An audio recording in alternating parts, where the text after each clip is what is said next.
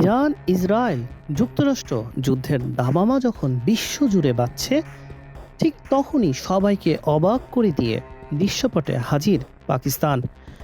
একসময়ের অর্থনৈতিক সংকটে জর্জরিত দেশ পাকিস্তান এখন যুদ্ধরত দুই পক্ষের মধ্যে মধ্যস্থতাকারীর ভূমিকায়। বিশ্লেষকদের মতে এর পেছনে রয়েছে কৌশলগত, ভৌগোলিক এবং কূটনৈতিক বাস্তবতা।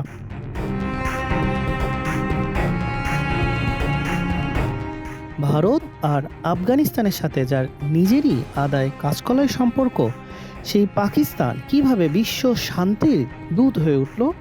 এটা কি কোনো পরিকল্পিত কূটনৈতিক চাল, নাকি টিকে থাকার লড়াই?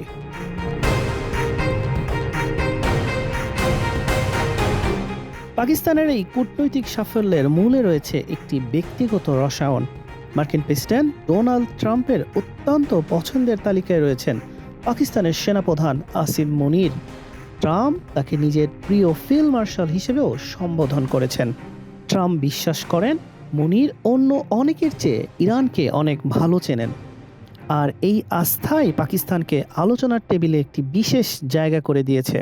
বিবিসি জানায়, পাকিস্তান এখন দুই পক্ষের মধ্যে বার্তা আদান প্রদান করছে, মুসলিম বিশ্বের কূটনৈতিকদের সঙ্গে যোগাযোগ বাড়াচ্ছে এবং উত্তেজনা কমাতে সক্রিয় ভূমিকা রাখছে।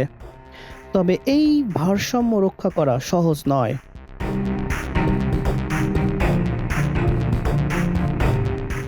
ইরান কেবল পাকিস্তানের প্রতিবেশী নয়, তাদের মধ্যে রয়েছে ৯০০ কিলোমিটারের অভিন্ন সীমান্ত এবং গভীর সাংস্কৃতিক ও ধর্মীয় বন্ধন।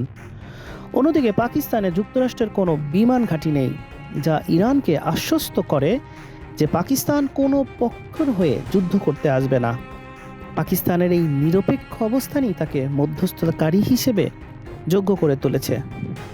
আল জাজিরা জানিয়েছে, অর্থনৈতিক দিক থেকে পাকিস্তানের ঝুঁকি অনেক। পাকিস্তান তার আমদানিকৃত তেলের একটি বড় অংশের জন্য হরমুজ প্রণালীর উপর নির্ভরশীল। যুদ্ধ দীর্ঘস্থায়ী হলে এবং হরমুজ প্রণালী সম্পূর্ণ বন্ধ হয়ে গেলে পাকিস্তানের অর্থনীতি পুরোপুরি ধসে পড়বে। সেখানে জ্বালানি তেলের দাম 20% বেড়েছে। এই যুদ্ধ থামানো পাকিস্তানের জন্য কোনো বিকল্প নয়, বরং টিকে থাকার আবশ্যিক শর্ত।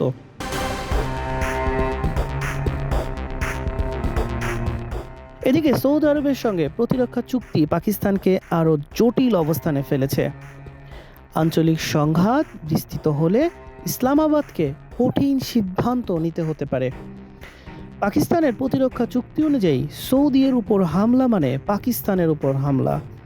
সৌদি আরব যুদ্ধে জড়িয়ে পড়লে পাকিস্তান এক কঠিন সংকটে পড়বে।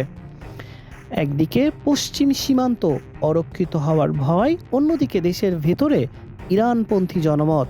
বিবিসি জানায়, 2025 সালে ভারত পাকিস্তান যুদ্ধ সংকটের সময় কূটনৈতিক হস্তক্ষেপে ট্রাম্পের ভূমিকার জন্য তাকে শান্তিতে নোবেল পুরস্কারের জন্য পাকিস্তানের মনোনীত করে।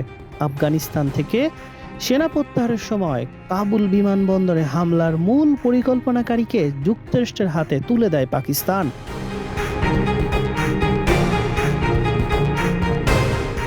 পাকিস্তান কি পারবে মধ্যপ্রাচ্যে শান্তির বার্তা নিয়ে আসতে, নাকি বড় শক্তিগুলোর কূটনৈতিক খেলায় ব্যবহৃত হবে দেশটি? পাকিস্তানের এই ভূমিকা একদিকে যেমন কৌশলগত ভারসাম্যর পরীক্ষা, অন্যদিকে আন্তর্জাতিক অঙ্গনে প্রভাব বাড়ানোর একটি বড় সুযোগ। প্রথাগত রীতির বাইরের এক কূটনৈতিক খেলা শেষ পর্যন্ত কি ঘটবে তা অস্পষ্ট। হাসান শাহরিয়ার, মানব কণ্ঠ।